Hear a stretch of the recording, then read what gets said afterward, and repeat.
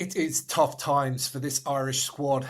They would have been hoping to go into this week preparing for a third successive title, with two of them being Grand Slams, but just one defeat has left them all but out of contention. Man, the Six Nations is so brutal. Hello, amateurs. Welcome back to our Six Nations series here with you throughout the championship and beyond. So hit subscribe down below to make sure you don't miss out on any future episodes. Now, yeah, that game against France, heck of a game, unbelievable fixture. Myself and Elko went through it in great detail. Excuse me. I'll link it up over there. One of the great away performances by the French. They really took that one home. So fair play to Elko for fronting up for that one in deep disappointment about the Irish defeat. But today I'm going to be looking at what I think the Ireland team is going to be to face Italy in the final game this coming Saturday, the opening game of Super Saturday. And there are some squad updates for Ireland. Some good news at long last. Gary Ringrose back from his suspension. Ty Furlong and Mac Hansen are also both back and available. James Lowe and Ronan Kelleher are maybes. They've improved their training. They're doing some training, but there's going to be a decision made later this week on their availability. So for the purposes of this video, I'm going to say that they're out. Also interesting this week in terms of a potential selection influence is the interest shown in Jack Crowley from Leicester Tigers in the UK, in England.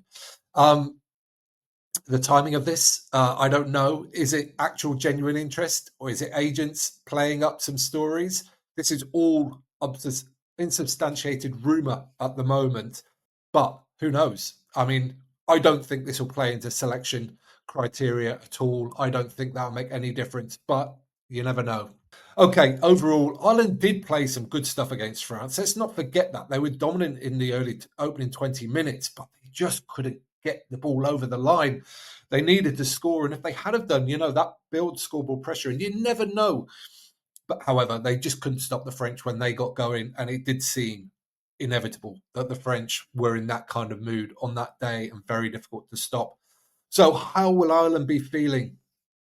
I mean, it's a really tough situation to be in, like in terms of energy, in terms of emotion. There's no doubt there's going to be players that will be flat this week. There's going to be players that are going to struggle to get back up for it. So I think there's some need there potentially to bring in some players who weren't kind of damaged by last week's events. And then also, what about the retirees? The three guys, it's going to be their last fixture if selected. Could that bring some energy?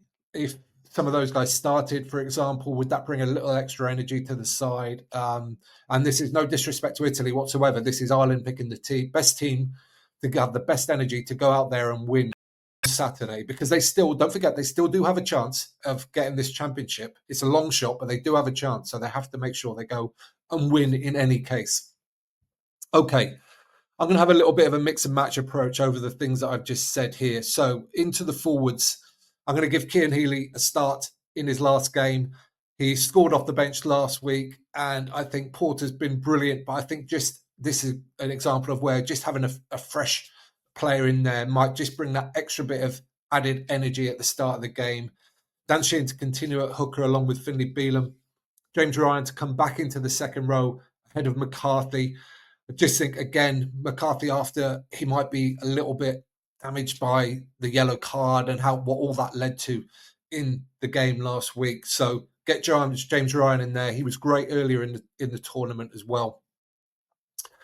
Jack Conan to start. Again, I think he's played brilliantly when he's come off the bench. But I think having just a change in there, Armani looked quite tired by the time he came off against the French, and out of anybody, somebody can get himself up for a game in a sort of in a low week. I'd say it's Armani, but I just think some fresh energy there in the back row alongside Van der Fleer and Doris will be beneficial for the Irish.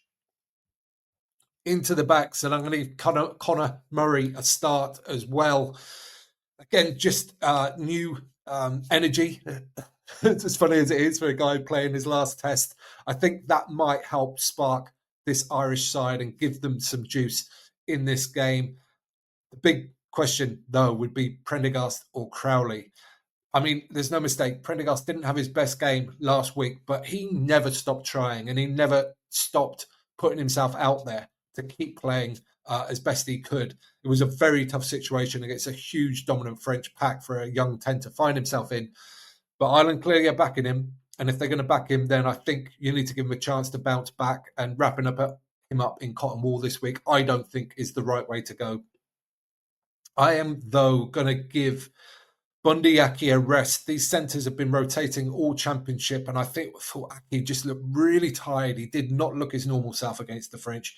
So Henshaw and Ringrose to come back in the centres. Osborne moving to the left wing, with Mac Hansen returning to the right wing, with fit Hugo Keenan continuing at fullback. Onto the bench, Herring and then Porter with Furlong returning. That is a tasty-looking replacements section there, along with McCarthy. 3 absolutely barnstorming type 5 forwards there to come on, with Omani and Baird. Gibson Park to add a bit of spark and a bit of zip towards the end of the game, along with Jack Crowley, who can obviously cover a whole load of positions, has been spoken about in the press this week. Okay, that is what I think the team will be. And what do we want to see from this Irish team? Obviously, there's going to be a whole load of sort of professional pride going into this game. And these guys get themselves up every week. Like, I've got no doubt that they will be able to do that. But technically, tactically, we've seen the Italians get kind of ripped apart out wide, to be honest. Their wide defence has been paper thin at times, let's be honest. That's where every team that has played against them has broken them.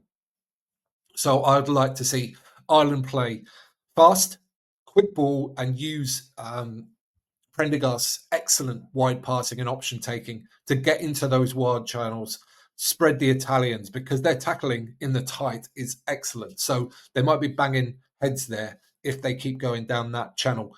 Too much. Okay.